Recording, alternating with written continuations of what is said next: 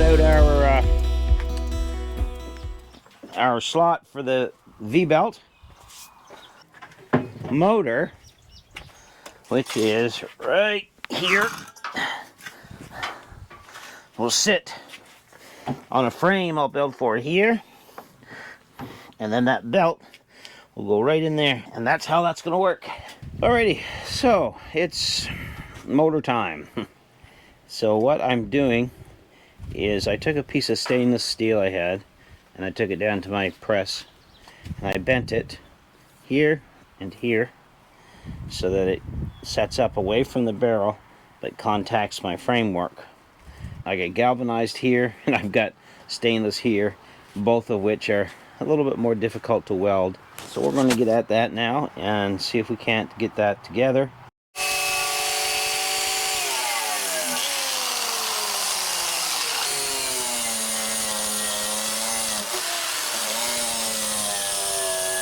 This goes up to handle, and we'll go punch these out here.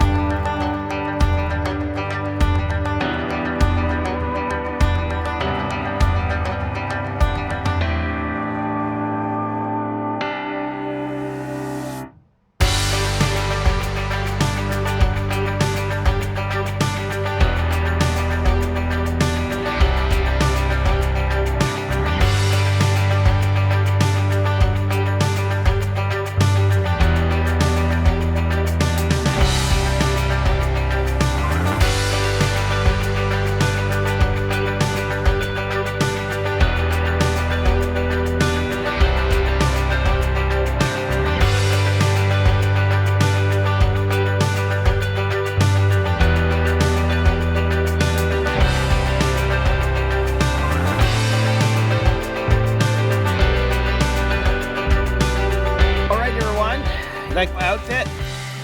Isn't that pretty? This is actually a welding apron, so I don't burn my feet and my legs. I've got this 14-inch pulley. It's called a weld-on pulley, and there's a hub that I have to weld into the center of it because I need a big pulley to get the right gear ratio on my motor and on my machine. Putting a big 14.5-inch pulley in on the machine itself, and then we're changing this pulley off the shaft of the motor and going down to a 2-inch pulley.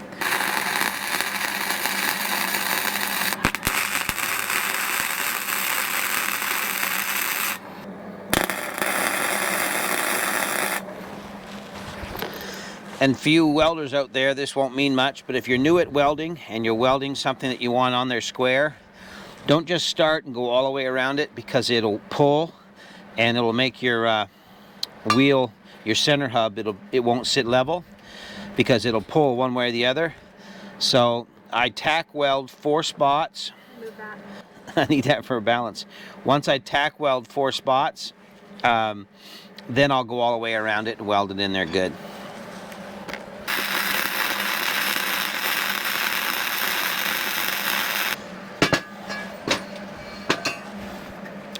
Put a little bit on this side.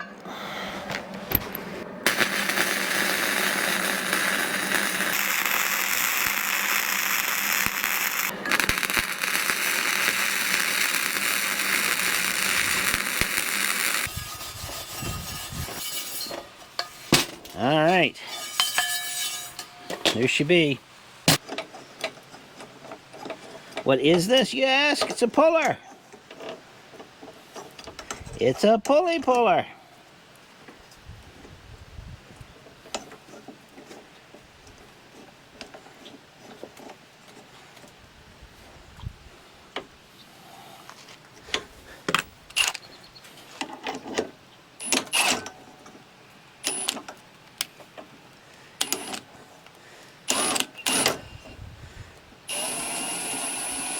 Isn't that easier than beating it?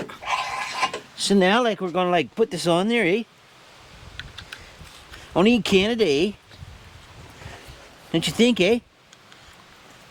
This is just a little lock collar, so things will stay in place for us. We'll just slide that on.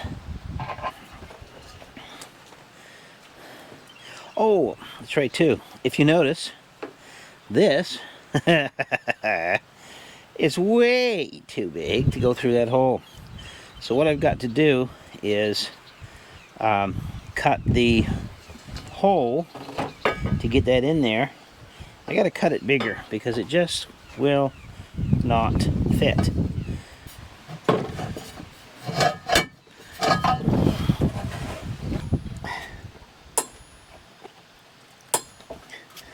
Alright, got that one. So we got the chicken plucker finished. We had some rain delays, some interruptions and things like that. But I just kind of want to show you all the finished product. It looks really good. So I'm going to bring the camera over and y'all can take a look. And I know many wanted to see it working. So what we will do, I'm going to run an extension cord down here and we'll plug it in and I'll show you how it works. And no, we don't have a chicken to put in here right now. They are growing, but they're not big enough to pluck yet. But I can still show you how the chicken plucker works. So give me a second to grab a cord and we'll be right back. So here is how the chicken plucker works. Here's what we finished up with. I'll bring the camera over so you can see. Now this, let me try to get it a little more level for you. Yeah, this ground isn't very level. So just to go over it real quick, the framework, we put all that together. We cut the slot here for the discharge for the feathers in the water. And this is my water hook up here. This is so I don't have to stand here with a garden hose. And so the way this works is it's a quick connect on the garden hose and then the water just comes right in. I keep a shut off so I can turn it off right there and it comes in. And I just took some Pt.2 water line and I just put it in here and put a quick connect T right here and put it out through there. And these are held on here with PEX clamps that I put rivets on, pop rivets, and that just holds it in place. What we did here with the motor right here, I built this plate. You saw me doing that. Then I mounted this motor on it, and our belts down here and our big pulleys on the inside and underneath, the white plate inside the plucker. And I just put this all in here and I brought it up to a switch. Now this here is just a sump pump switch. It's the reason I went with a sump pump switch is because when your hands are all nasty and everything, you know, you don't want to have to frig with a little tiny switch. So this one is just on and it's off. That simple. And here's the inside of the chicken plucker. So we just turn this switch on and around she goes and it works great. One thing I did do is I left a space around one part over here. You can see the daylight through there. That's so that the feathers and water can actually discharge out through that area. It keeps having this set up this way. It keeps all the water inside. I get no water on my motor at all. Everything's safe and I can control everything. One person can control this whole unit right from here. I just stand here. I can turn my water on here and I just hit the switch here, off, on, and it's done. So it's really simple, easy design, and that is our chicken plucker. And you can see I put the chicken in here and this rotates the chicken around. The chicken grabs on these fingers and it takes the feathers right off. And that is our chicken plucker. Again, easy off, and that's how we did it. So I am really, really pleased with how well this works. I will tell you, we did do some chickens in it just to test it out. The reason we didn't film the actual chicken in here is that the day that we did it, it was pouring down rain. So we just didn't have good enough weather to bring all the camera gear out, but we needed to get the chickens done. But overall, it really worked well. Things that I will change, really, there's only 2 things that I plan on changing about the design. One, the motor. This here is a 1/3 horsepower motor, and I'm going to bump it up to a 1 horsepower motor, just because I want that extra little push there when we're doing larger chickens. Our chickens tend to be, 7 to 10 pounds, and then we want to be able to do turkeys as well.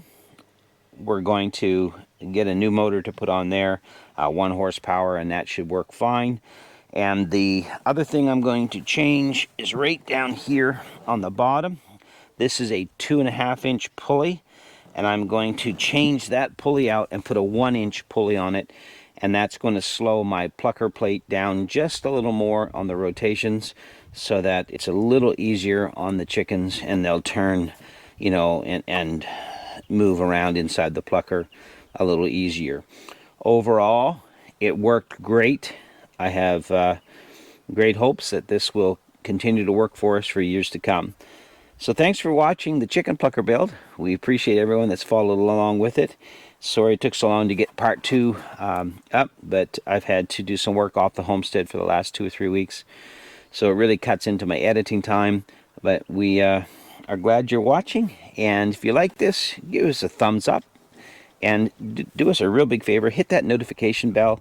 That makes all the difference in the YouTube algorithm so that you're getting notifications so that you can watch our videos. If you please would do that, and leave a comment.